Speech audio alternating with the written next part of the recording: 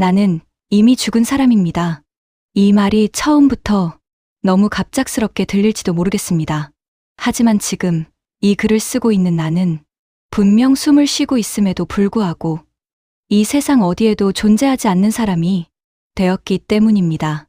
이름도 신분도 기록도 모두 사라진 채로 말입니다. 평양의 새벽은 유난히도 조용합니다. 대동강 위로 얇게 깔린 물 한 개가 도시를 덮을 때면 멀리서 보이는 건물들도 마치 현실이 아닌 다른 세계처럼 흐릿하게 느껴졌습니다. 그 안에서 살던 나 역시 그때는 내가 어떤 삶을 살고 있는지 깊이 생각해 본 적이 없었습니다. 우리는 그저 주어진 자리에서 주어진 역할을 충실히 해내며 살아가는 것이 전부였으니까요. 나는 외교관의 아내였습니다. 사람들은 그 말을 들으면 부러움부터 떠올렸습니다. 공급도 좋고 집도 넉넉하고 아이들 교육도 안정된 삶. 실제로도 우리는 남들보다 부족함 없이 살았습니다. 집 안에는 항상 음식이 있었고 두 딸아이의 교복은 늘 깨끗하게 다려져 있었으며 남편은 어디에 내놓아도 부족함 없는 사람이었습니다. 그래서 나는 믿었습니다. 우리가 안전한 삶을 살고 있다고, 우리 가족은 이 도시 안에서 무너지지 않을 것이라고 말입니다. 하지만 지금 돌이켜보면 그 모든 평온함은 너무 조용해서 오히려 더 불길했습니다. 아무도 묻지 않았고 아무도 설명하지 않았으며 그 누구도 진실을 알고 싶어 하지 않았습니다. 우리는 서로를 보며 웃고 있었지만 그 웃음 뒤에 무엇이 숨겨져 있는지는 아무도 알지 못했습니다. 그날 밤도 그랬습니다. 남편은 평소처럼 아무 말 없이 집을 나섰고 나는 평소처럼 아무것도 묻지 않았습니다.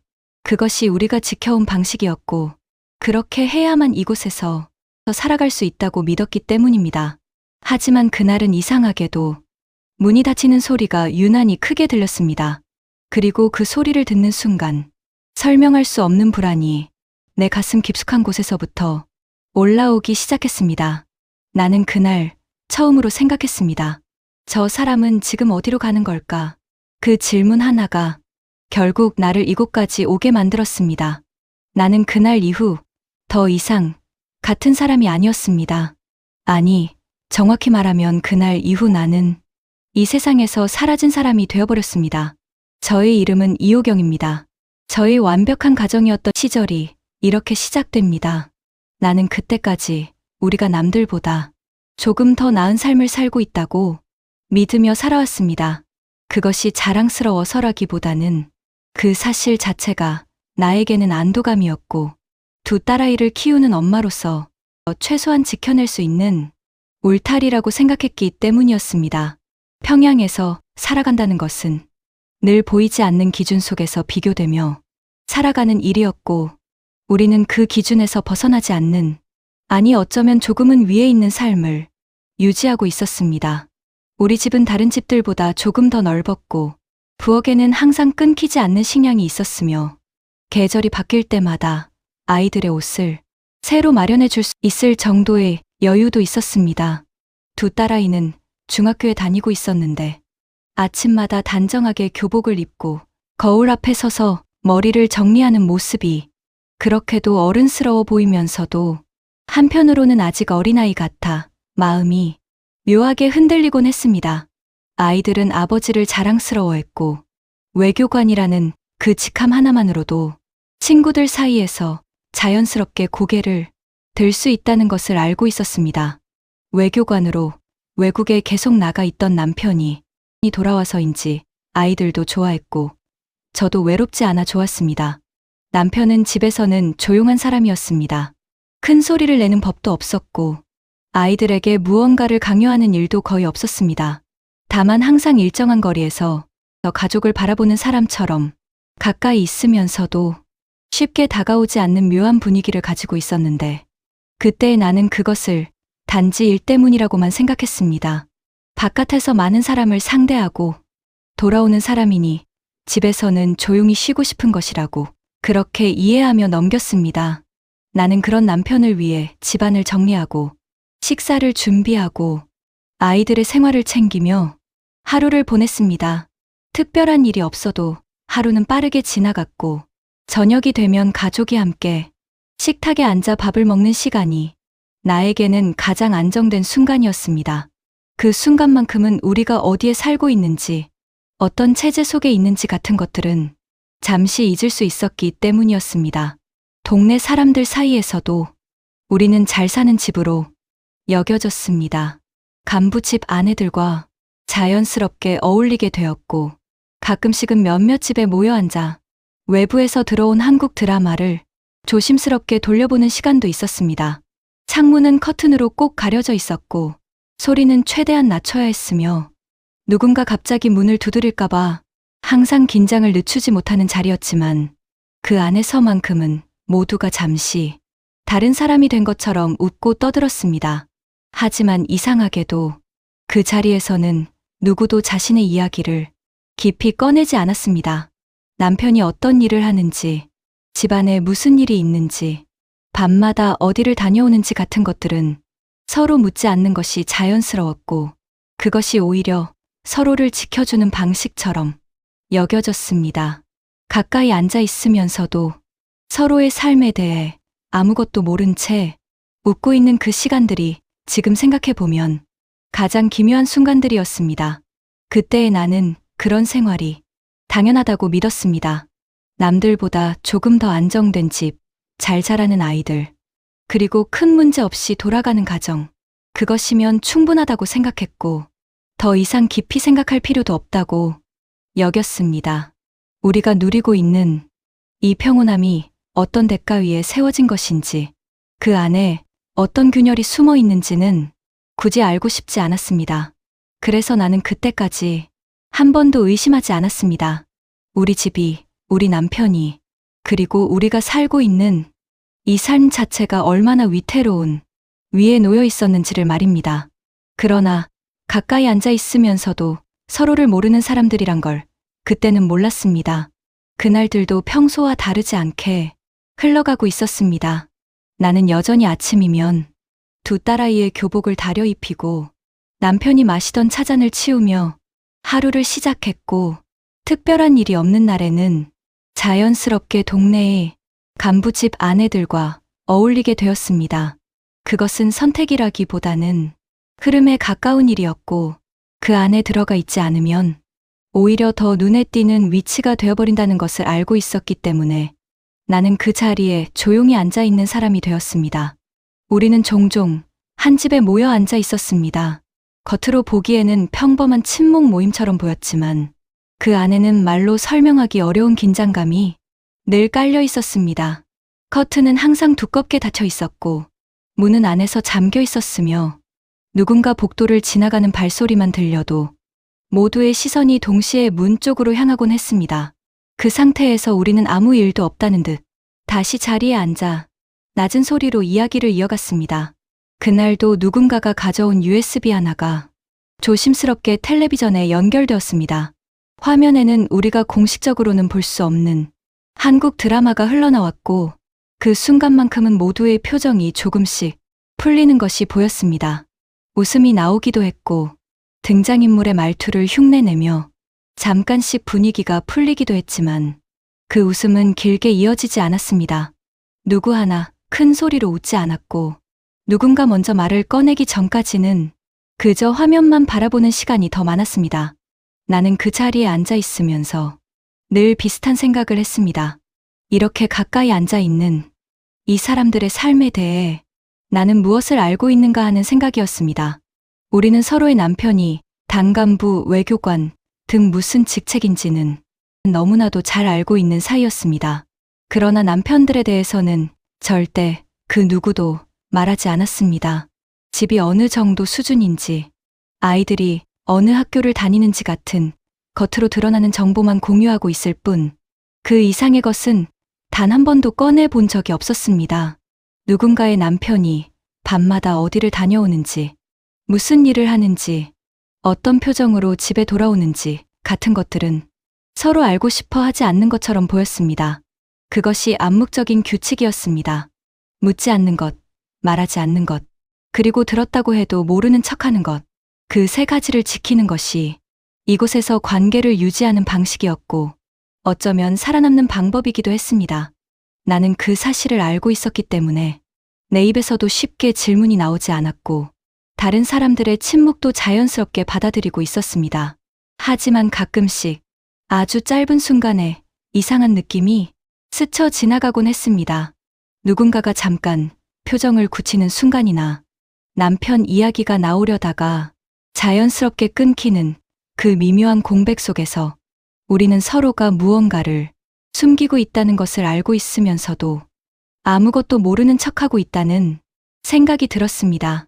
그 생각이 오래 이어지지는 않았지만 한번 스쳐 지나가고 나면 쉽게 지워지지도 않았습니다.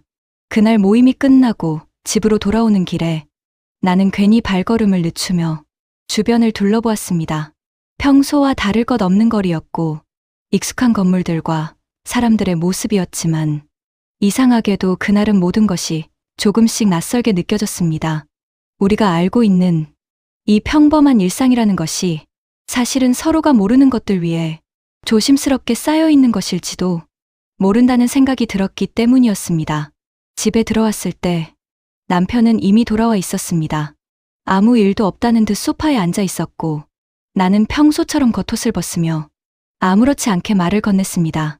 그 순간에도 나는 아무것도 묻지 않았고 남편 역시 아무것도 설명하지 않았습니다. 우리는 서로를 바라보며 일상의 대화를 나누었지만 그 사이에 어떤 말도 꺼내지 않은 채 그대로 남겨져 있다는 것을 그때의 나는 아직 제대로 이해하지 못하고 있었습니다. 서서히 낮의 얼굴과 보이지 않는 균열이 생긴다는 것을 나는 몰랐습니다. 남편의 낮은 언제나 변함이 없는 것처럼 보였습니다. 아침이면 정해진 시간에 일어나 단정하게 옷을 입고 말끔하게 정리된 모습으로 집을 나서는 그의 뒷모습은 내가 알고 있는 세상의 질서 그 자체처럼 느껴졌습니다. 외교관이라는 직함에 어울리게 그는 늘 절제되어 있었고 불필요한 말을 하지 않았으며 집 안에서도 감정을 크게 드러내는 일이 거의 없었습니다. 나는 그런 모습이 이 사람의 성격이라고 믿었고 그 믿음 위에서 우리 가정이 안정되어 있다고 생각하며 살아왔습니다. 하지만 어느 순간부터 아주 미세한 차이가 눈에 들어오기 시작했습니다. 그것은 분명히 존재하고 있었지만 설명하기는 어려운 변화였고 내가 그것을 인식하는 순간조차도 스스로 의심하게 만들 만큼 희미한 것이었습니다. 남편은 여전히 같은 시간에 집을 나섰고 같은 표정으로 돌아왔으며 식탁 앞에서도 변함없는 모습으로 앉아 있었지만 그 안에서 무언가가 조금씩 어긋나고 있다는 느낌이 지워지지 않았습니다. 나는 처음에는 그것을 피로라고 생각했습니다. 바깥일이 힘들어서 그런 것이라고, 잠시 지나가면 다시 원래대로 돌아올 것이라고 스스로를 설득했습니다. 하지만 시간이 지날수록 그 미묘한 어긋남은 점점 더 또렷해졌고 나는 점점 더 그것을 외면하기 어려워졌습니다. 남편은 여전히 가족 앞에서는 아무렇지 않게 행동했지만 그 눈빛이 가끔씩 아주 짧은 순간에 전혀 다른 곳을 향하고 있다는 것을 느끼게 되었습니다. 식탁에 앉아 있을 때에도 그는 종종 말을 멈춘 채 잠깐씩 생각에 잠기는 시간이 있었고 아이들이 무언가를 이야기해도 한 박자 늦게 반응하는 일이 늘어났습니다. 그럴 때마다 나는 괜히 말을 더 이어가며 그 공백을 채우려 했고 아이들 역시 아버지의 변화를 완전히 이해하지는 못한 채 자연스럽게 넘어가려 했습니다. 우리는 모두 아무 일도 없다는 듯 행동하고 있었지만 그 안에서 아주 작은 균열이 생겨나고 있다는 것을 서로 느끼고 있었던 것 같았습니다. 어느 날은 남편이 집에 돌아와 겉옷을 벗으면서 잠깐 멈칫하는 모습을 보았습니다. 그것은 아주 짧은 순간이었고 다른 사람이 보았다면 전혀 알아차리지 못했을지도 모르는 정도의 미세한 움직임이었지만 나는 그 장면이 이상하게도 오래 머릿속에 남았습니다. 마치 집 안에 들어오기 전까지는 다른 사람이었다가 문을 닫는 순간 다시 우리가 알고 있는 남편으로 돌아오는 것 같은 느낌이 들었기 때문이었습니다. 그날 밤 나는 남편이 잠든 뒤에도 한동안 잠을 이루지 못하고 누워 있었습니다. 옆에서 들려오는 그의 숨소리는 여전히 일정했고 겉으로 보기에는 아무 문제도 없어 보였지만 나는 그 숨소리조차도 어딘가 낯설게 느껴졌습니다. 이 사람이 내가 알고 있는 그 사람과 같은 사람인지, 아니면 내가 모르는 또 다른 모습이 따로 존재하는 것인지, 그 경계가 점점 흐려지고 있다는 생각이 들었습니다. 그럼에도 불구하고 나는 아무것도 묻지 않았습니다. 그 질문을 꺼내는 순간, 지금까지 유지해 온 이 조용한 균형이 무너질 것 같은 느낌이 들었기 때문이었습니다. 우리는 서로를 지키기 위해서, 혹은 이 삶을 유지하기 위해서라도 모르는 채로 있는 것이 더 안전하다고 믿고 있었습니다. 그리고 그 믿음은 아직까지는 우리를 버티게 해주고 있는 유일한 이유처럼 느껴졌습니다. 하지만 지금 생각해보면 그때의 침묵이야말로 이미 모든 것이 시작되고 있었다는 신호였는지도 모르겠습니다. 보이지 않던 균열은 이미 생겨 있었고, 우리는 그것을 모른 척한 채 그 위에서 계속 걸어가고 있었던 것이었습니다. 나는 그 변화가 낮이 아니라 밤에서 시작된다는 것을 그때부터 조금씩 깨닫기 시작했습니다. 낮에 남편은 여전히 우리가 알고 있는 그 사람이었고, 가족과 식탁에 앉아 조용히 밥을 먹으며 아이들의 이야기를 들어주는 사람이었지만, 해가 지고 어둠이 내려앉기 시작하는 순간부터는 설명할 수 없는 거리감이 그 사람과 나 사이에 생겨나고 있었습니다. 그것은 단순히 피곤함이나 일상의 피로로는 설명되지 않는 종류의 것이었고, 마치 낮과 밤 사이에 전혀 다른 세계가 존재하는 것처럼 느껴지게 만들었습니다. 처음에는 그저 일이 바쁜가 보다 생각했습니다. 외교관이라는 직업이 겉으로 보이는 것과 다르게 복잡하고 예측할 수 없는 일정으로 돌아간다는 이야기를 들은 적이 있었기 때문에 밤늦게 나가는 것도 그 일의 일부라고 받아들이려고 했습니다. 하지만 그 횟수가 점점 잦아지고 나가는 시간과 돌아오는 시간이 일정한 규칙처럼 반복되기 시작하면서 나는 더 이상 그것을 단순한 업무로만 생각하기 어려워졌습니다. 이상한 것은 우리 집만 그런 것이 아니라는 점이었습니다. 간부집 아내들과 모여 앉아 있을 때 우리는 직접적으로 그 이야기를 꺼내지는 않았지만 서로의 눈빛만으로도 비슷한 상황을 겪고 있다는 것을 어렴풋이 느낄 수 있었습니다. 밤이 되면 남편들이 하나둘씩 사라지고 아무 일도 없다는 듯 새벽녘에 돌아오는 그 반복되는 흐름이 우리 모두의 삶 속에 공통적으로 자리 잡고 있었습니다. 그럼에도 불구하고 우리는 그 사실을 입 밖으로 꺼내지 않았고, 누군가 먼저 말할 때까지는 아무도 그 경계를 넘지 않았습니다. 나는 그 침묵이 왜 유지되고 있는지를 점점 더 분명하게 이해하게 되었습니다. 그것은 단순히 예의나 조심성의 문제가 아니라 이곳에서 살아가기 위해 반드시 지켜야 하는 어떤 선과 같은 것이었습니다. 그 선을 넘는 순간 우리가 알고 있는 모든 것이 무너질 수도 있다는 막연한 공포가 우리를 붙잡고 있었고, 그래서 우리는 서로를 위해서라도, 그리고 스스로를 지키기 위해서라도 아무것도 묻지 않는 사람이 되었습니다. 하지만 아무리 외면하려 해도 밤이 깊어질수록 그 불안은 점점 더 또렷해졌습니다.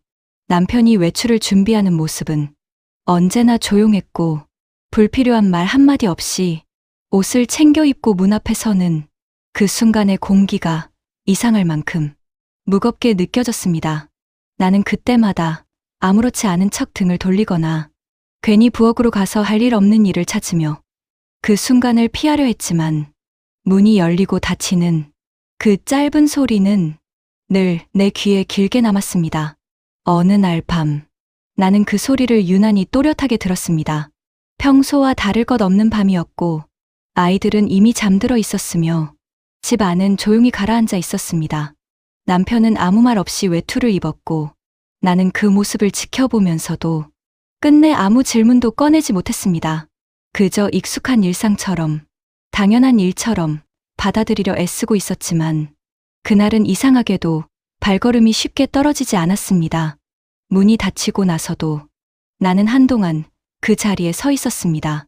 아무 일도 없는 집 안이 갑자기 너무 넓게 느껴졌고, 방마다 켜져 있던 불빛이 오히려 더 공허하게 보였습니다. 나는 천천히 거실로 걸어 나와 소파에 앉았고, 그제야 내가 얼마나 긴장하고 있었는지를 깨달았습니다. 아무 일도 일어나지 않았는데도 마치 무언가를 놓친 사람처럼 가슴이 답답하게 조여왔습니다. 그날 밤 나는 처음으로 생각했습니다. 이 사람이 매일 밤 향하는 그곳에는 무엇이 있는 것인지, 그리고 왜 그곳은 나에게 철저하게 숨겨져 있는 것인지에 대해 말입니다. 그 질문은 이전에도 스쳐 지나간 적이 있었지만 그날은 이상하게도 쉽게 지워지지 않았고 머릿속에 오래 남아 나를 괴롭히기 시작했습니다. 나는 그 질문을 입 밖으로 꺼내지 않았습니다. 하지만 그날 이후로 나는 더 이상 모르는 척하는 사람으로만 남아있을 수 없다는 것을 어렴풋이 느끼고 있었습니다. 밤이 되면 사라지는 사람들, 그리고 그 사실을 알고도 아무것도 묻지 않는 우리들의 삶이 더 이상 예전처럼 평온하게 느껴지지 않았기 때문이었습니다. 그날 이후로 나는 이전과 같은 방식으로 일상을 바라볼 수 없게 되었습니다. 겉으로 보이는 모든 것은 그대로였지만 그 평온함의 표면 아래에서 설명할 수 없는 어긋남이 계속해서 나를 붙잡고 있었고, 나는 그 감각을 애써 외면하려 할수록 더 또렷하게 느끼게 되었습니다. 아침이면 아이들을 깨워 학교에 보내고 남편의 자리를 정리하며 하루를 시작하는 반복은 변하지 않았지만 그 반복의 사이사이에 끼어든 불안은 점점 더 무거워지고 있었습니다. 남편을 바라보는 시선도 달라졌습니다. 익숙함으로 이해해왔던 표정과 말투, 작은 습관들까지도 낯설게 보이기 시작했고, 특히 눈빛은 더 이상 나를 향해 머물러 있지 않는 것처럼 느껴졌습니다. 마치 나를 보고 있으면서도 동시에 다른 곳을 보고 있는 사람처럼 그 시선은 어딘가 멀리 떨어진 곳에 닿아 있었고, 나는 그 간격을 어떻게 메워야 할지 알 수 없었습니다. 나는 여러 번 스스로를 설득했습니다. 이것은 피로일 뿐이라고, 일이 많아서 그런 것일 뿐이라고, 시간이 지나면 다시 예전처럼 돌아올 것이라고 말입니다. 하지만 그럴수록 마음속 어딘가에서는 전혀 다른 목소리가 계속해서 들려왔습니다.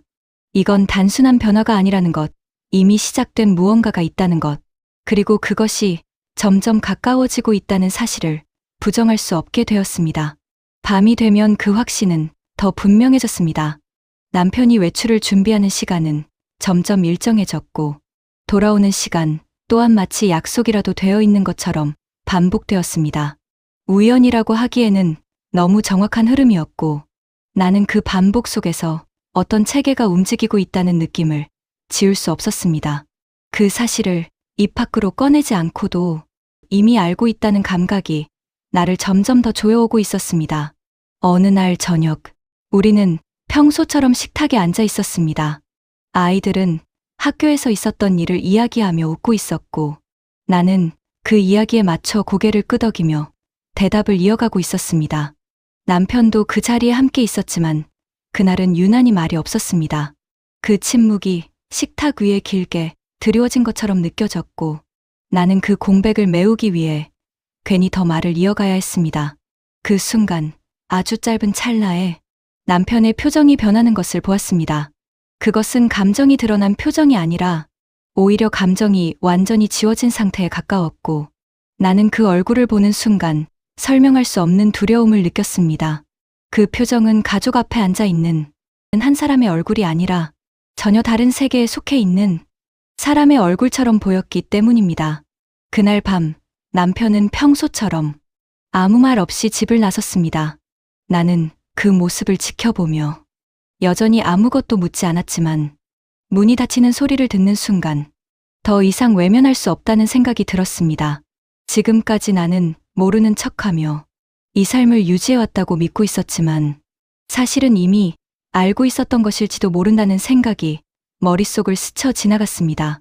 나는 거실 한가운데 서서 한참 동안 움직이지 못했습니다. 이대로 아무것도 하지 않는다면 나는 평생 이 질문을 안고 살아가게 될 것이라는 확신이 들었기 때문입니다. 그리고 그 질문은 시간이 지날수록 나를 더 깊이 잠식할 것이라는 것도 알고 있었습니다. 그때 나는 처음으로 결심했습니다. 더 이상 모르는 척하지 않겠다고. 이 사람이 매일 밤 향하는 그곳이 어디인지, 그리고 그 안에 무엇이 있는지를 직접 확인하겠다고 말입니다. 그 결심은 소리 없이 내려졌지만 그 순간부터 내 삶의 방향이 완전히 바뀌고 있다는 것을 분명히 느끼고 있었습니다. 그날 밤 이후로 나는 더 이상 이전의 나로 돌아갈 수 없었습니다. 그날 밤은 지금까지의 밤들과는 전혀 다른 의미로 다가왔습니다. 나는 더 이상 아무것도 모르는 사람으로 남아있을 수 없다는 생각을 떨쳐낼 수 없었고, 그 감정은 단순한 호기심이 아니라 점점 숨이 막힐 것 같은 압박으로 변해가고 있었습니다. 이대로 아무것도 하지 않는다면 나는 평생 이 불안과 함께 살아가야 할 것이라는 확신이 들었고, 그 확신이 나를 결국 움직이게 만들었습니다. 나는 남편이 외출을 준비하는 모습을 평소와 다름없이 지켜보았습니다. 아무것도 모르는 사람처럼 아무 일도 없는 집안의 공기를 유지한 채 그 사람이 문을 나서는 순간까지 한마디도 꺼내지 않았습니다. 하지만 그날은 달랐습니다. 문이 닫히는 소리가 들리는 순간 나는 더 이상 그 자리에 서 있을 수 없었습니다. 서둘러 방으로 들어가 머리에 아무렇게나 수건을 둘렀었습니다.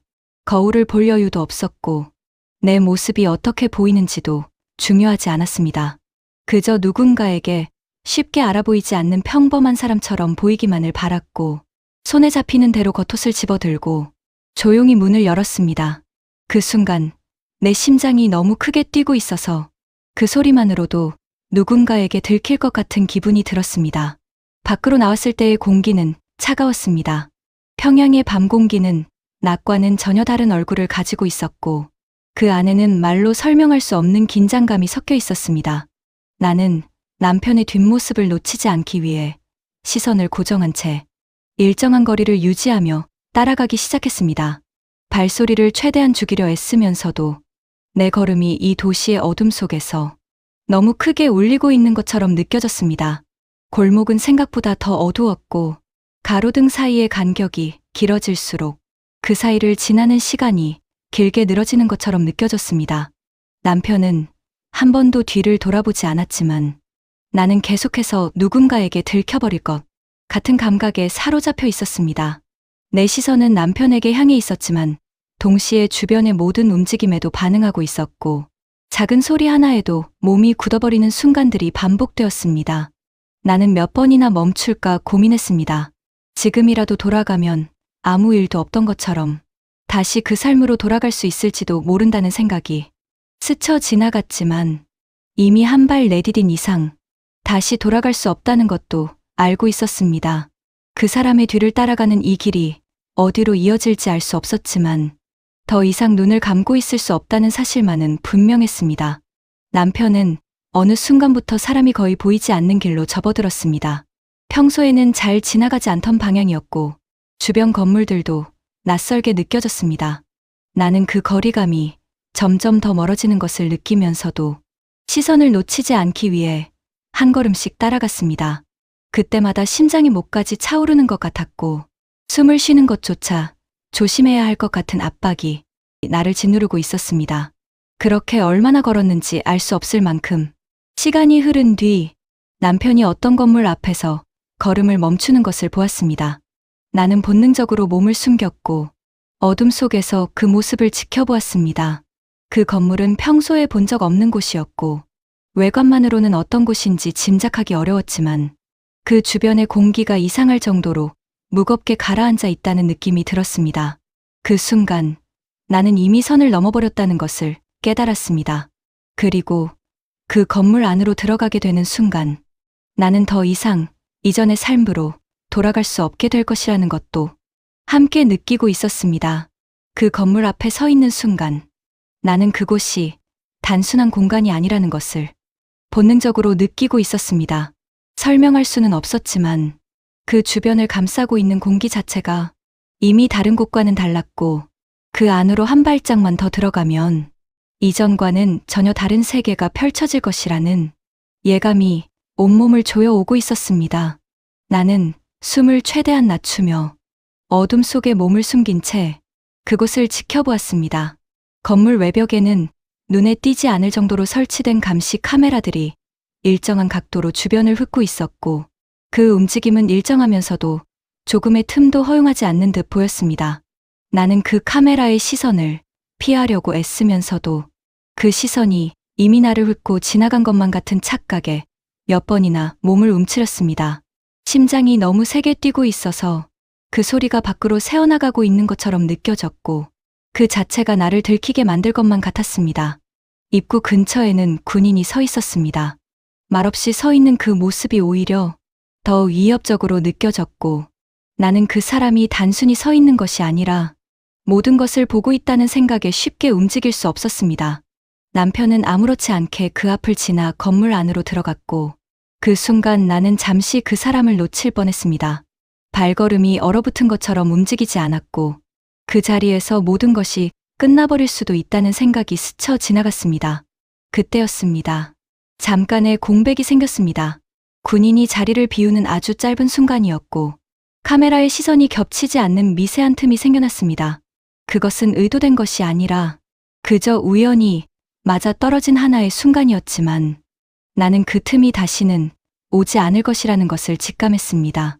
머리로 생각할 시간도 없이 몸이 먼저 반응했고 나는 숨을 죽인 채 그 공간을 스쳐 지나갔습니다. 그 몇 걸음이 너무 길게 느껴졌습니다. 발바닥이 바닥에 닿는 감각이 또렷하게 느껴졌고 옷자락이 스치는 소리마저도 지나치게 크게 들리는 것 같았습니다. 누군가 뒤에서 나를 부를 것만 같았고 어깨를 붙잡을 것 같은 상상이 머릿속을 스쳐 지나갔지만 나는 멈추지 않았습니다. 멈추는 순간 모든 것이 끝난다는 것을 알고 있었기 때문입니다. 건물 안으로 들어선 순간 바깥과는 완전히 다른 공기가 나를 감쌌습니다. 차갑고 건조한 느낌이 피부에 닿았고 어디선가 들려오는 일정한 소리가 공간을 채우고 있었습니다. 그것은 기계가 돌아가는 소리였고 동시에 수많은 사람들이 무언가를 하고 있다는 신호처럼 들렸습니다. 나는 그 자리에 서서 한 발짝도 더 움직이지 못한 채 그 소리에 귀를 기울이고 있었습니다. 이곳은 내가 알고 있는 세상이 아니었습니다. 그리고 나는 이미 되돌릴 수 없는 곳까지 들어와 버렸다는 것을 그 순간 분명히 느끼고 있었습니다. 나는 그 안으로 한 발짝 더 들어선 순간부터 내가 지금까지 살아오며 한 번도 경험해보지 못했던 종류의 공기 속에 서 있다는 것을 느끼고 있었습니다. 바깥의 어둠과는 전혀 다른 인위적으로 만들어진 차가운 빛과 소리가 뒤섞인 공간이었고 그 안에는 말로 설명하기 어려운 긴장과 질서가 동시에 존재하고 있었습니다. 나는 숨을 최대한 죽인 채 벽을 따라 조심스럽게 시선을 옮기며 그 안을 살펴보았습니다. 처음 들려온 것은 일정하게 반복되는 소리였습니다. 그것은 사람의 목소리가 아니라 기계가 만들어내는 리듬이었고 동시에 수십, 아니 수백 개의 손가락이 같은 목적을 향해 움직이고 있다는 신호처럼 느껴졌습니다. 나는 그 소리를 따라 시선을 옮겼고 그 순간 내 눈앞에 펼쳐진 광경을 보고 한동안 움직일 수 없었습니다. 넓은 공간 안에는 수많은 책상과 컴퓨터들이 빼곡하게 놓여 있었고 그 앞에는 젊은 남자들이 줄지어 앉아 있었습니다.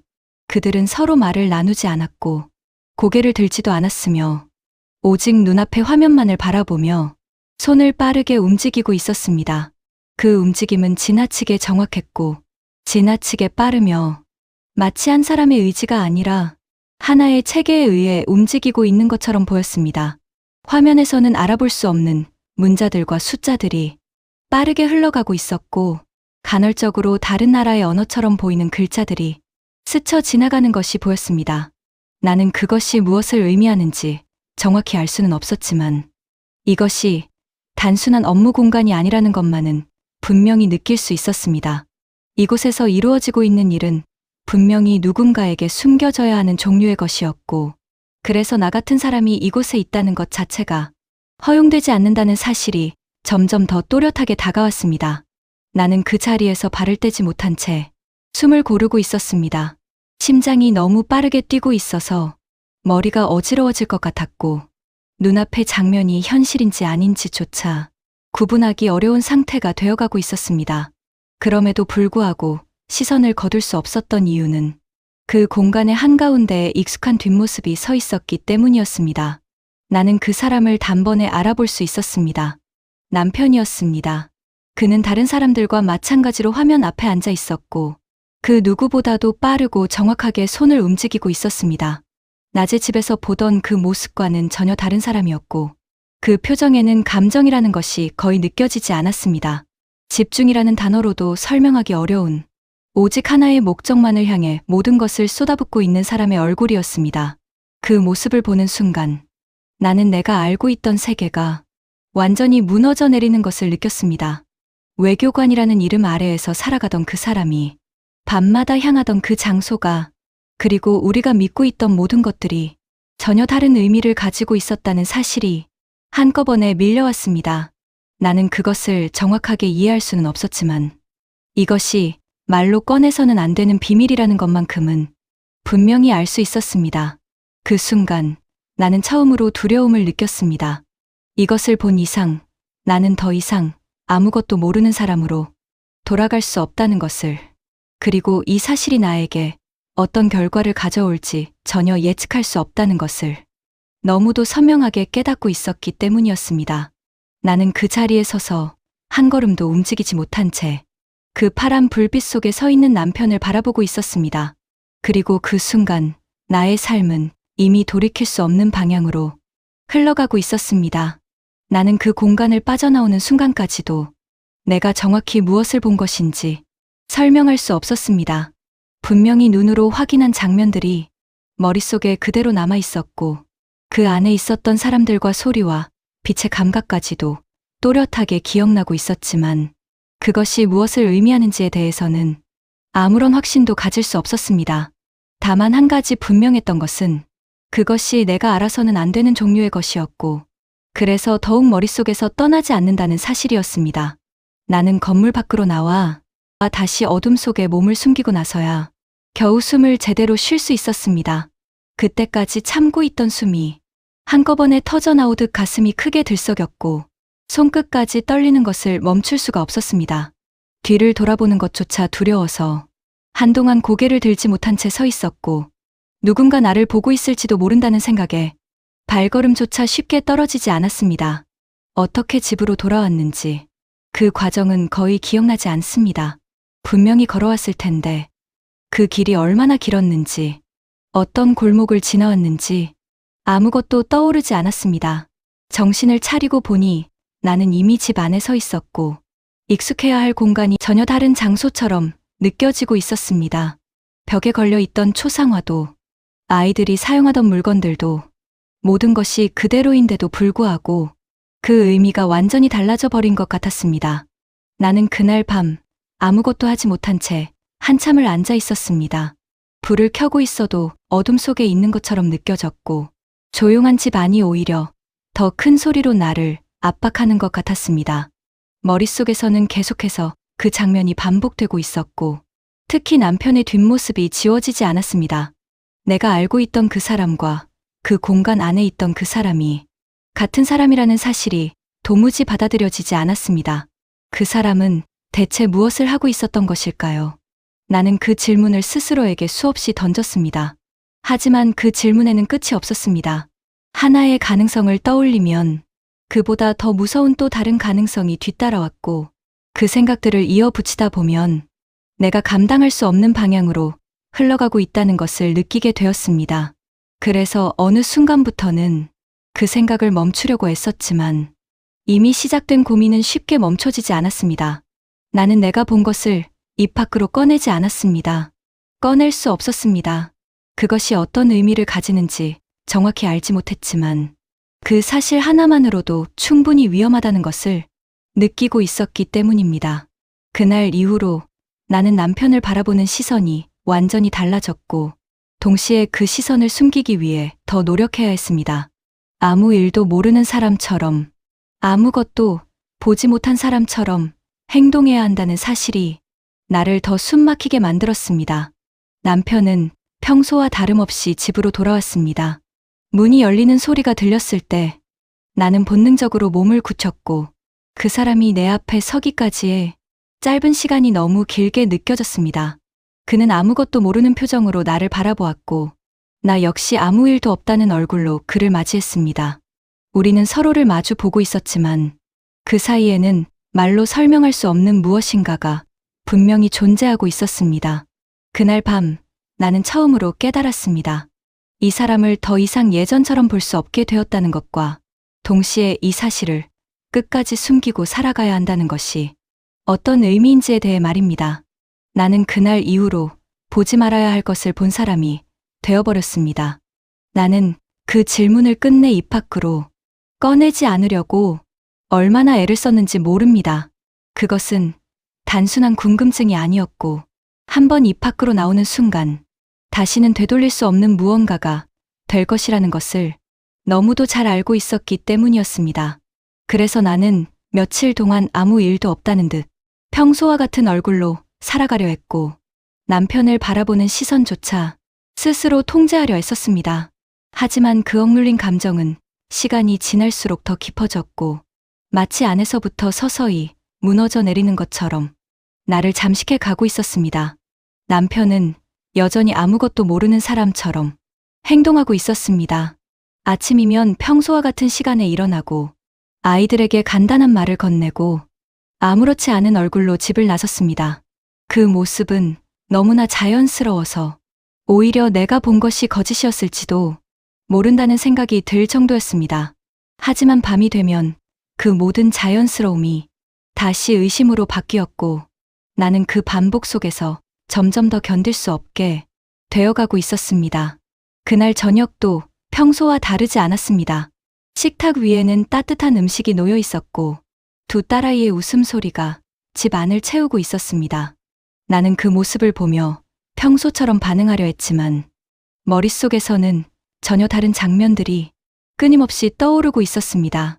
파란 불빛, 빠르게 움직이던 손가락들, 그리고 그 속에 있던 남편의 모습이 겹쳐지면서 지금 이 공간이 현실인지 아니면 내가 보고 싶은 모습인지 구분하기 어려워졌습니다.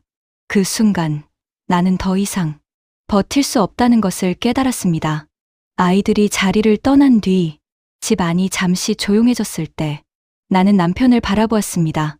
그 사람은 여전히 아무 일도 없다는 얼굴로 앉아 있었고, 나는 그 표정을 보며 오히려 더 큰 불안을 느꼈습니다. 아무것도 모르는 사람처럼 보이는 그 얼굴이 내가 본 장면과 너무나 다르다는 사실이 나를 무너뜨리고 있었습니다. 나는 입을 열었습니다. 그 한마디를 꺼내기까지의 시간이 너무 길게 느껴졌고, 목 안이 마른 것처럼 말이 쉽게 나오지 않았습니다. 하지만 이미 시작된 이상 멈출 수 없었습니다. 나는 최대한 아무렇지 않은 목소리를 유지하려 애쓰면서 아주 조심스럽게 그 질문을 꺼냈습니다. 당신 밤마다 어디 가는 거예요? 그 말이 공기 속으로 퍼지는 순간 집 안의 분위기가 완전히 바뀌었습니다. 남편은 바로 대답하지 않았습니다. 그 짧은 침묵이 너무 길게 느껴졌고, 나는 그 사이에서 이미 무언가가 무너지고 있다는 것을 느끼고 있었습니다. 그리고 그 다음 순간 나는 그 사람의 눈을 보았습니다. 그 눈은 내가 알던 눈이 아니었습니다. 놀란 것도 아니었고 화가 난 것도 아니었으며 무언가를 숨기려는 표정조차 아니었습니다. 오히려 모든 것을 계산하고 있는 사람의 눈빛이었고, 그 안에는 내가 감당할 수 없는 무언가가 담겨 있었습니다. 나는 그 눈을 마주보는 순간 이 질문이 단순한 대화가 아니라는 것을, 그리고 지금 이 순간이 우리의 삶을 완전히 바꿔버릴 것이라는 것을 직감했습니다. 남편은 아주 천천히 나를 바라보며 입을 열었습니다. 하지만 그가 무슨 말을 했는지는 그다지 중요하지 않았습니다. 그 말보다 더 먼저 나는 그 사람의 표정과 눈빛에서 모든 것을 느끼고 있었기 때문입니다. 이미 늦었다는 것, 이제는 아무것도 돌이킬 수 없다는 것, 그리고 앞으로 어떤 일이 벌어질지 아무도 알 수 없다는 사실이 한꺼번에 밀려오고 있었습니다. 그날 밤 나는 처음으로 미래가 두려워졌습니다. 지금까지의 삶은 어떤 방식으로든 버텨낼 수 있다고 믿어왔지만, 이 질문 이후의 시간은 전혀 다른 종류의 것이 될 것이라는 것을 알고 있었습니다. 그것은 단순한 불안이 아니라 어디로 향하고 있는지 알 수 없는 끝없는 낙하와 같은 느낌이었고, 나는 그 시작점에 서 있다는 것을 분명히 느끼고 있었습니다. 나는 그 자리에서 움직이지 못한 채 남편을 바라보고 있었습니다. 그리고 그 순간 우리는 더 이상 같은 세계에 살고 있는 사람들이 아니었습니다. 그날 밤 이후로 나는 더 이상 이전과 같은 공간 안에서 숨 쉬고 있다는 느낌을 받을 수 없었습니다. 집은 그대로였고 아이들은 여전히 같은 시간에 내 학교에 가고 돌아왔으며 식탁 위에는 변함없이 따뜻한 음식이 올라왔지만 그 모든 것 위에 설명할 수 없는 무언가가 덮여 있는 것처럼 느껴졌습니다. 그것은 눈에 보이지 않았지만 분명히 존재하고 있었고 나는 그 존재를 하루 종일 의식하며 살아가고 있었습니다. 남편은 그날 이후로 더 조용해졌습니다. 이전에도 말을 많이 하는 사람은 아니었지만 이제는 그 침묵 자체가 하나의 벽처럼 느껴졌고 나는 그 벽 앞에서 한 발짝도 더 다가갈 수 없다는 것을 직감하고 있었습니다. 그는 나를 피하지도 않았고 그렇다고 예전처럼 자연스럽게 대하지도 않았습니다. 그저 필요한 말만 짧게 건넨 채 나와 눈을 마주치는 시간을 최소한으로 줄이고 있었습니다. 나는 그 변화가 무엇을 의미하는지 알고 있었습니다. 내가 본 것, 그리고 내가 한 질문이 이미 어떤 형태로든 전달되었을 것이라는 생각이 머릿속을 떠나지 않았고 그 생각은 점점 더 구체적인 불안으로 변해가고 있었습니다. 누군가가 이미 나를 보고 있을지도 모른다는 감각, 내가 모르는 사이에 내 이름이 어디엔가 올라가 있을지도 모른다는 상상, 그리고 그 끝이 어디로 이어질지 알 수 없다는 두려움이 나를 잠식해 가고 있었습니다. 나는 집 안에서조차 마음을 놓을 수 없게 되었습니다. 벽에 걸린 초상화가 나를 내려다보고 있는 것 같았고 창문 너머로 스치는 그림자 하나에도 몸이 굳어버리는 순간이 늘어났습니다. 전화벨이 울릴 때마다 가슴이 내려앉았고 누군가 문 앞을 지나가는 발소리만으로도 숨을 멈추게 되는 날들이 반복되었습니다. 아무 일도 일어나지 않았는데도 모든 일이 이미 시작된 것 같은 기분이 나를 짓누르고 있었습니다. 아이들은 여전히 아무것도 모른 채 일상을 살아가고 있었습니다. 그 모습이 나를 더 괴롭게 만들었습니다. 나는 그 아이들을 바라보며 이 평온한 시간이 언제까지 유지될 수 있을지, 그리고 내가 한 행동이 이 아이들의 삶을 어디까지 끌고 가게 될지에 대해 생각하지 않을 수 없었습니다. 그 생각이 머릿속을 스칠 때마다 숨이 막히는 것처럼 가슴이 조여왔습니다. 어느 날 저녁 나는 문득 깨달았습니다. 이제 문제는 남편이 무엇을 하고 있는지가 아니라 내가 그 사실을 알게 되었다는 것 자체라는 것을 말입니다. 그 사실 하나만으로도 나는 이미 이전과는 다른 위치에 서 있게 되었고 그 위치가 얼마나 위험한 곳인지 점점 더 분명하게 느껴지고 있었습니다. 나는 더 이상 단순한 아내도 아무것도 모르는 사람도 아니었습니다. 나는 알아버린 사람이 되었고 그 사실은 나를 조용히 그러나 확실하게 벼랑 끝으로 몰아가고 있었습니다. 남편은 그 사실을 누구보다 잘 알고 있는 사람처럼 보였습니다. 그는 나를 향해 아무 말도 하지 않았지만 그 침묵 속에는 분명한 경고가 담겨 있었습니다. 더 이상 아무것도 묻지 말 것, 아무것도 말하지 말 것, 그리고 지금 이 상태를 유지하는 것만이 우리가 살아남을 수 있는 유일한 방법이라는 무언의 신호가 나를 향해 계속해서 보내지고 있었습니다. 하지만 나는 이미 알고 있었습니다. 이 상태는 오래 유지될 수 없다는 것을, 그리고 언젠가는 반드시 무언가가 터지게 되어 있다는 것을 말입니다. 그날 밤 나는 잠을 이루지 못한 채 눈을 뜨고 누워 있었습니다.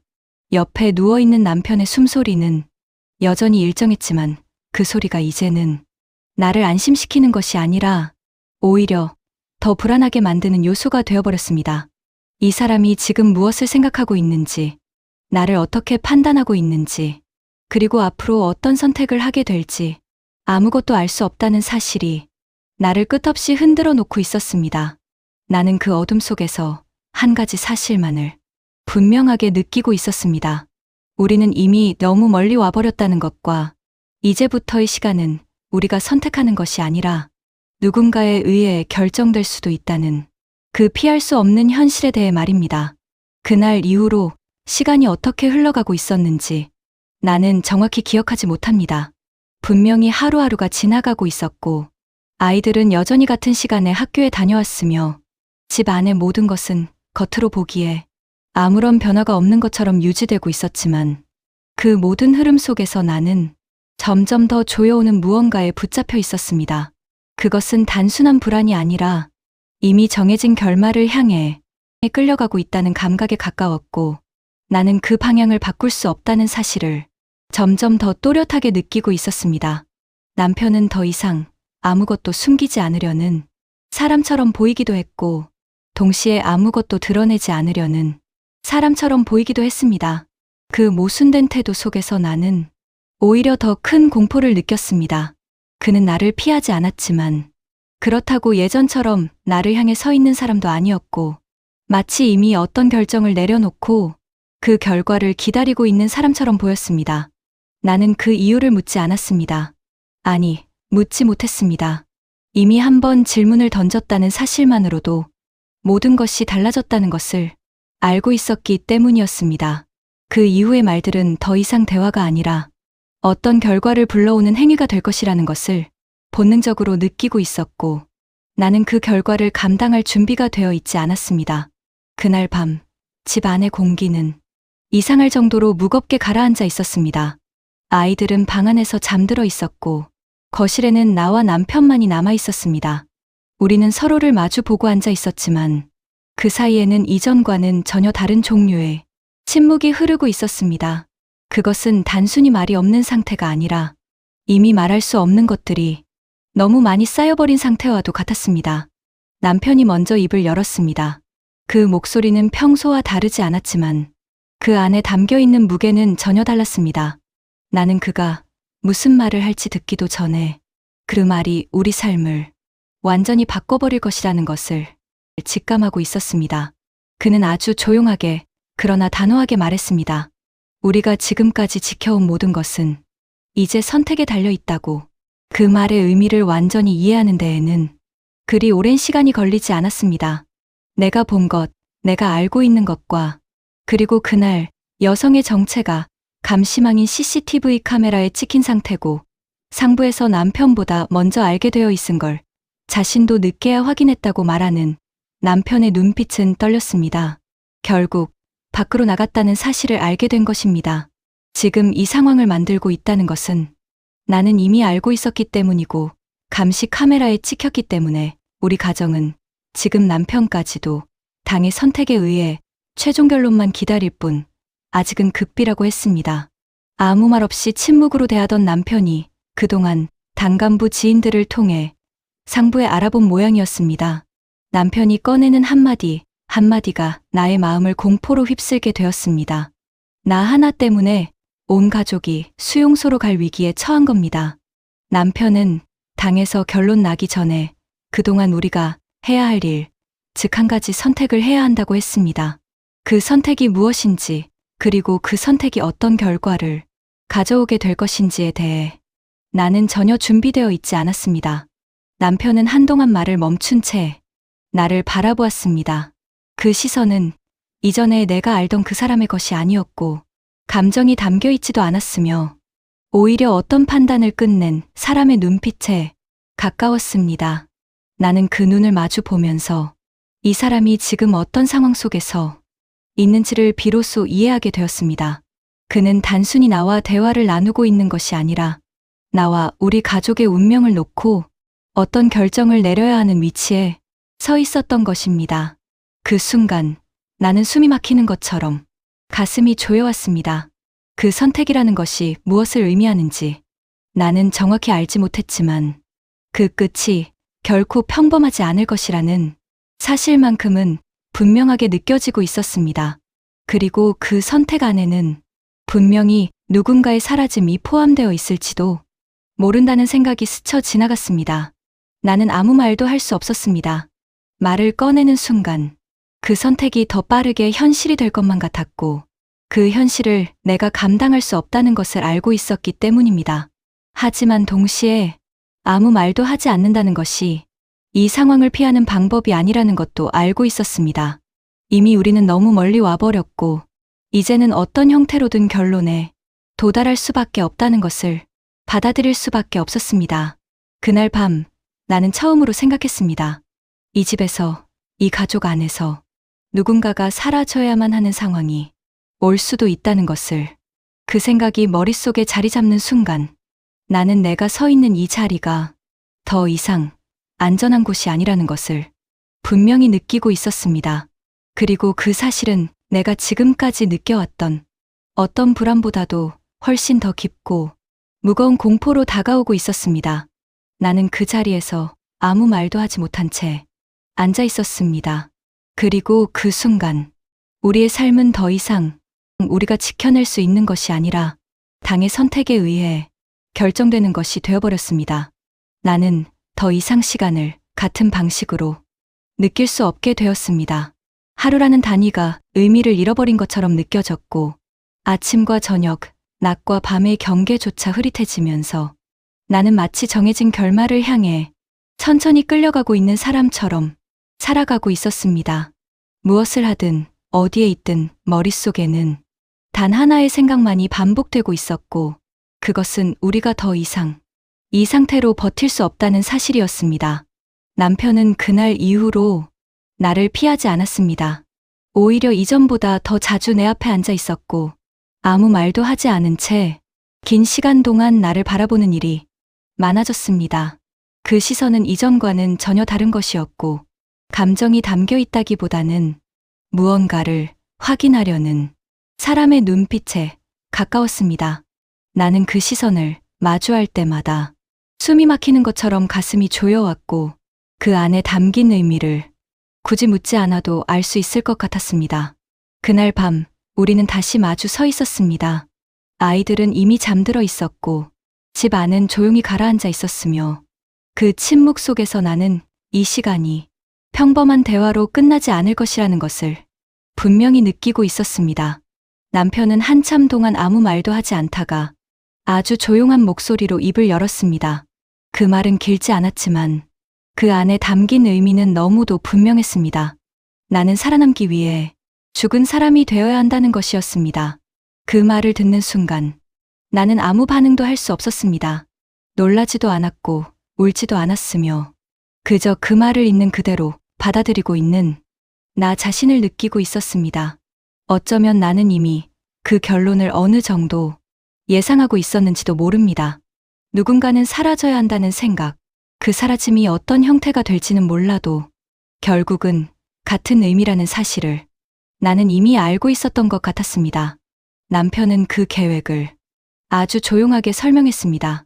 나는 실종된 사람이 될 것이고 며칠 뒤 지방에서 발견된 사람으로 기록될 것이며 그 과정은 모두 정해진 흐름 안에서 처리될 것이라고 말했습니다. 그 말은 너무나 담담하게 이어졌고 마치 이미 여러 번 머릿속에서 반복해본 이야기처럼 막힘없이 흘러나왔습니다.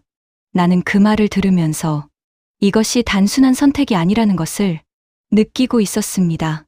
이것은 우리가 살아남기 위해 선택할 수 있는 유일한 길이었고 동시에 우리가 가족으로서 함께할 수 있는 마지막 순간일지도 모른다는 사실이었습니다. 나는 한동안 아무 말도 하지 못했습니다. 입을 열면 무너질 것 같았고 그 무너짐이 이 모든 계획을 흔들어 버릴지도 모른다는 생각이 들었기 때문입니다. 하지만 침묵 속에서도 내 안에서는 수많은 감정들이 동시에 밀려오고 있었고 그 감정들을 하나로 정리할 수 없다는 것이 더 괴로웠습니다. 아이들의 얼굴이 떠올랐습니다. 아무것도 모른 채 잠들어 있는 두 딸아이의 모습이 머릿속에 스쳐 지나갔고 나는 그 아이들이 내일 아침 어떤 얼굴로 눈을 뜨게 될지 생각하지 않을 수 없었습니다. 그 아이들에게 나는 어떤 존재로 남게 될 것인지 그리고 내가 사라진 이후의 시간들이 그 아이들을 어떻게 바꿔놓을지 상상하는 것만으로도 숨이 막힐 것 같았습니다. 하지만 그 모든 생각의 끝에는 하나의 결론만이 남아 있었습니다. 내가 남아있으면 이 아이들은 더 이상 지금의 삶을 유지할 수 없다는 것. 그 사실은 너무도 분명했고 나는 그것을 부정할 수 없었습니다. 남편은 마지막까지 아무 말도 강요하지 않았습니다. 그저 나를 바라보고 있었고 그 시선 안에는 이미 모든 것을 이해하고 있다는 감정이 담겨 있었습니다. 나는 그 눈을 보며 우리가 지금 같은 선택 앞에 서 있다는 것을, 그리고 이 선택이 우리 둘만의 문제가 아니라는 것을 깨닫고 있었습니다. 나는 아주 천천히 고개를 끄덕였습니다. 그 순간 내 안에서 무언가가 완전히 끝나버렸다는 느낌이 들었습니다. 나는 그날 밤 살아있는 상태로 죽은 사람이 되기로 했습니다. 그리고 그 선택이 우리가 가족으로서 할 수 있는 마지막 결정이라는 것을 받아들이고 있었습니다. 그날 밤이 다가오는 동안 나는 시간을 한 칸씩 떼어내어 버리는 사람처럼 살아가고 있었습니다. 아침이 오면 그것이 마지막이 될지도 모른다는 생각이 스쳤고, 저녁이 오면 이제 더 이상 되돌릴 수 없다는 사실이 더 또렷해졌습니다. 집 안의 모든 물건들이 평소와 똑같은 자리에 놓여 있었지만 나는 그것들을 하나하나 눈에 담아 두어야 할 것 같은 마음으로 바라보고 있었고, 그 시선에는 설명하기 어려운 이별의 감정이 스며들어 있었습니다. 아이들은 아무것도 모른 채 평소처럼 하루를 보냈습니다. 학교에서 돌아와 서로의 이야기를 나누고, 숙제를 하다가 웃음을 터뜨리고, 저녁을 먹으며 사소한 일로 티격태격하는 그 모습들이 너무도 선명하게 눈에 들어왔습니다. 나는 그 모습을 보며 아무렇지 않은 얼굴로 반응하려 애썼지만 마음 한쪽에서는 이 장면이 마지막일지도 모른다는 생각이 계속해서 고개를 들고 있었습니다. 그 생각을 밀어내려 할수록 더 강하게 되돌아왔고, 나는 그 감정을 끝내 완전히 지워낼 수 없었습니다. 남편은 평소보다 더 조용했습니다. 말은 줄어들었고 눈빛은 더 깊어졌으며 나와 마주 앉아 있는 시간조차도 이전과는 전혀 다른 의미를 가지고 있었습니다. 우리는 서로에게 해야 할 말이 너무 많았지만 동시에 아무 말도 꺼낼 수 없는 상태에 놓여 있었고, 그 침묵 속에서 이미 모든 것이 정해져 있다는 사실을 느끼고 있었습니다. 밤이 되었습니다. 집 안에 불빛이 하나둘 꺼지고 아이들이 잠든 뒤 나는 천천히 자리에서 일어났습니다. 발걸음 하나하나가 너무 무겁게 느껴졌고, 그 무게가 단순한 몸의 감각이 아니라 내 안에 쌓여있는 감정 때문이라는 것을 알고 있었습니다. 나는 아이들 방 앞에 한참을 서 있었습니다. 문을 열지 않고도 그 안에 있는 숨소리가 들리는 것 같았고, 그 소리가 나를 붙잡고 놓아주지 않는 것처럼 느껴졌습니다. 나는 결국 문을 열지 않았습니다. 그 모습을 마지막으로 기억하고 싶지 않았기 때문인지, 아니면 그 순간을 마주하는 것이 너무 두려웠기 때문인지 스스로도 알 수 없었지만 나는 그 자리를 조용히 돌아섰습니다. 그 선택이 옳은지 아닌지 판단할 수는 없었지만 지금의 나에게는 그것이 유일하게 할 수 있는 행동처럼 느껴졌습니다. 거실로 돌아왔을 때 남편은 이미 준비를 마친 상태로 서 있었습니다. 그는 아무 말도 하지 않았고 나 역시 아무것도 묻지 않았습니다. 우리는 잠시 서로를 바라보았고, 그 짧은 시선 속에 우리가 함께 보낸 시간들이 스쳐 지나가는 것처럼 느껴졌습니다. 그 모든 것들이 한순간에 지나가고 그 뒤에는 아무것도 남지 않을 것이라는 생각이 들었지만 이상하게도 눈물은 나오지 않았습니다. 오히려 모든 감정이 너무 깊이 가라앉아 있어서 겉으로 드러날 수 없는 상태에 가까웠습니다. 나는 외투를 입었습니다. 그 동작 하나가 이렇게 무겁게 느껴진 적은 없었습니다. 손이 떨리는 것을 억지로 눌러가며 단추를 채우고 아무렇지 않은 얼굴을 유지하려 애쓰면서 문 쪽으로 걸어갔습니다. 문 앞에 서 있는 순간 나는 잠깐 멈추었습니다. 이 문을 나서는 순간 나는 더 이상 이 집으로 돌아올 수 없다는 사실이 너무도 분명하게 느껴졌기 때문입니다. 남편이 먼저 문을 열었습니다. 차가운 공기가 안으로 밀려 들어왔고 나는 그 공기를 마주하며 한 걸음 내디뎠습니다. 그 한 걸음이 너무 멀게 느껴졌고 동시에 너무 짧게 느껴졌습니다. 나는 뒤를 돌아보지 않았습니다. 돌아보는 순간 다시는 걸음을 떼지 못할 것 같았기 때문입니다. 밖은 조용했습니다. 너무 조용해서 오히려 모든 것이 들리고 있는 것처럼 느껴졌습니다. 멀리서 들려오는 발소리, 어딘가에서 닫히는 문소리, 그리고 내 심장이 뛰는 소리까지도 이 밤 속에서 모두 드러나고 있는 것처럼 느껴졌습니다. 나는 그 소리들 속에서 숨을 죽인 채 남편을 따라 걸었습니다. 이제 나는 사라지는 사람이었습니다. 이 도시에서, 이 가족 안에서, 이 이름으로 살아왔던 모든 시간을 뒤로한 채 아무도 기억해서는 안 되는 사람이 되어가고 있었습니다. 그 사실이 나를 끝없이 흔들어 놓고 있었지만 동시에 이상하게도 그 길 위에서 나는 멈출 수 없었습니다. 그날 밤 나는 내 삶에서 가장 긴 길을 걸어 나가고 있었습니다. 그리고 그 끝이 어디인지 알 수 없다는 사실이 나를 더욱 깊은 어둠 속으로 끌어당기고 있었습니다. 나는 그날 이후로 한 번도 내 이름을 입 밖으로 꺼내본 적이 없습니다. 그것은 단순히 부를 수 없는 이름이 되어서가 아니라 그 이름이 더 이상 나를 설명하지 못하는 것이 되어버렸기 때문이었습니다. 나는 분명히 살아 있었지만 이 세상 어디에도 존재하지 않는 사람이 되었고 그 사실은 시간이 지날수록 더 깊이 나를 스며들어 오고 있었습니다.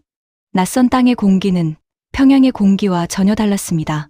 사람들의 말소리도 거리의 움직임도 모든 것이 자유롭게 흘러가고 있었지만 나는 그 안에서 쉽게 숨을 쉴 수 없었습니다. 이곳에서는 아무도 나를 감시하지 않았고 아무도 나를 의심하지 않았으며 아무도 나에게 침묵을 강요하지 않았지만 이상하게도 나는 여전히 누군가의 시선 속에 서 있는 사람처럼 느끼고 있었습니다. 나는 가끔 눈을 감으면 그 집이 떠오릅니다. 아침마다 아이들이 웃으며 뛰어다니던 거실과 식탁 위에 놓여있던 따뜻한 음식들, 그리고 아무 일도 없다는 얼굴로 나를 바라보던 남편의 모습까지도 너무 선명하게 떠오릅니다. 그 기억들은 시간이 지나도 흐려지지 않았고 오히려 점점 더 또렷해지면서 나를 붙잡고 놓아주지 않았습니다. 나는 그날 밤 뒤를 돌아보지 않았습니다. 하지만 돌아보지 않았다는 사실이 그 장면을 잊게 해주지는 않았습니다. 오히려 그 순간을 끝까지 보지 못했다는 것이 더 깊은 여운으로 남아 나는 아직도 그 문 앞에 서 있는 기분으로 살아가고 있습니다. 아이들은 지금도 평양에서 살아가고 있을 것입니다. 아침이 되면 눈을 뜨고 학교에 가고 서로 이야기를 나누며 하루를 보내고 있을 것입니다. 그 일상 속에서 나는 이미 사라진 사람이 되었고 그 아이들의 기억 속에서조차 점점 희미해지고 있을지도 모릅니다. 그 생각을 할 때마다 가슴이 조여오지만 동시에 그것이 내가 선택한 결과라는 것도 알고 있습니다. 남편도 여전히 그곳에 남아 있을 것입니다. 아무 일도 없다는 얼굴로 아무것도 변하지 않은 사람처럼 살아가고 있을 것이고 밤이 되면 다시 그 파란 불빛 아래에 앉아 있을지도 모릅니다. 하지만 나는 알고 있습니다. 그 사람이 흘리지 못한 감정들이 어디에 쌓여 있는지, 그리고 그 침묵이 어떤 무게를 가지고 있는지를 말입니다. 나는 살아남았습니다. 하지만 그 말이 기쁨으로 이어지지 않는다는 것도 알고 있습니다. 살아있다는 사실 하나만으로 모든 것이 해결되는 것이 아니라는 것을, 어떤 삶은 살아남기 위해 스스로를 지워야만 이어질 수 있다는 것을 나는 이제야 이해하게 되었습니다. 그래서 나는 오늘도 조용히 살아갑니다. 누군가의 기억 속에서 점점 사라져가는 사람으로, 그러나 여전히 누군가를 기억하고 있는 사람으로 말입니다. 그날 밤 우리는 모두 살아남았습니다. 하지만 그날 이후로 우리는 더 이상 가족으로 함께 살아갈 수 없는 사람들이 되어버렸습니다. 나는 지금도 가끔 스스로에게 묻습니다. 그 선택이 정말 옳았는지, 다른 길은 없었는지, 우리가 조금만 더 버틸 수는 없었는지에 대해 말입니다. 하지만 그 질문에는 여전히 답이 없습니다. 다만 한 가지 분명한 것은 그날 밤 우리가 선택한 길이 아니었다면 지금의 우리는 존재하지 않았을지도 모른다는 사실입니다. 그래서 나는 오늘도 아무도 모르는 이름으로 살아가며 그날을 기억합니다. 내가 사라진 그날 밤을, 그리고 우리가 마지막으로 가족이었던 그 순간을 말입니다. 시청해 주셔서 감사합니다.